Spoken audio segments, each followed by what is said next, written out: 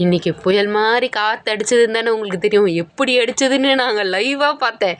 ஏன்னா நாங்கள் nearby beach கிட்டே இருக்கோம்ல. பீச் பார்த்தா ஃபஸ்ட்டு கொஞ்ச நேரத்துக்கு மண்ணாச்சு தெரிஞ்சது. அதோட அவ்வளோதான், எல்லாம் பனியோட மூடிக்கிச்சு. மழை அப்படியே சில்லுன்னு காற்றடிச்சிது தெரியுமா. என் மண்டெல்லாம் எக்கு தப்பாக பறந்துச்சு.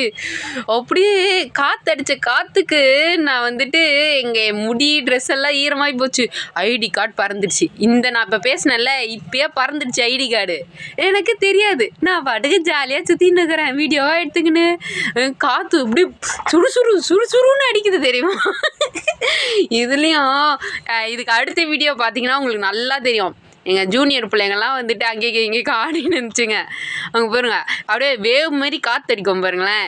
இந்த பிளாக் இந்த இடத்துல தெரியுது பாருங்க, இப்படி அடிக்குது பாருங்க. அப்பா அப்படியே சுல்லுன்னு காற்று. ஃபோனெல்லாம் அந்த இது அப்படியே பனி அப்படியே மூடிக்கிச்சு. அதுவுமே ரொம்ப நல்லா இருந்ததா, அதை அப்படியே விட்டுட்டேன். இல்லைன்னா தடைச்சிருப்பேன். நல்லா இருந்துச்சு. அதாமோ இங்கே தானே நிற்கிறேன், அங்கே தானே இருக்குது ஜன்னல், அதுக்கே நான் நினைக்கிறேன். அதுக்கப்புறம் பார்த்தா ஐடி கார்டு தொலைஞ்சிச்சின்னு தெரிஞ்சிச்சா. நான் தப்பன்னு எருமை மாடு மாதிரி தெரிஞ்சு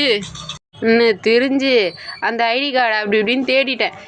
சிரிச்சிட்டு இருக்கிறேன்ல கொஞ்ச நேரத்தில் பாருங்களேன். அந்த ஐடி கார்டு அப்போ தான் எனக்கு தெரியுது. ஐடி கார்டு இழுத்து விடும்போது தான் ஐயோ ஐடி கார்டு குழந்தை தொலைஞ்சிச்சு, அவ்வளோதான், மூஞ்சை பார்க்கணுமே. சீரியஸ் ஆகி போச்சுல. அதுக்கப்புறம் ரோடாக தேடினேன். இல்லை எதனா காரிடாராக தேடி அதுக்கப்புறம் எனக்கு ஐடி கார்டு கிடச்சிது. அப்புறம் தான் என் மூஞ்சில் பல்பே இருந்துது. என்ன தெரியுமா, அது வெறும் இது டெம்பரரி ஐடி கார்டாக இருந்தால் கூட பரவாயில்ல, கூட பஸ் பாஸையும் சேர்த்து வச்சுன்னுக்கிறேன். அதுதான் பிரச்சனை. அப்புறம் கிடச்சிருச்சே. பை.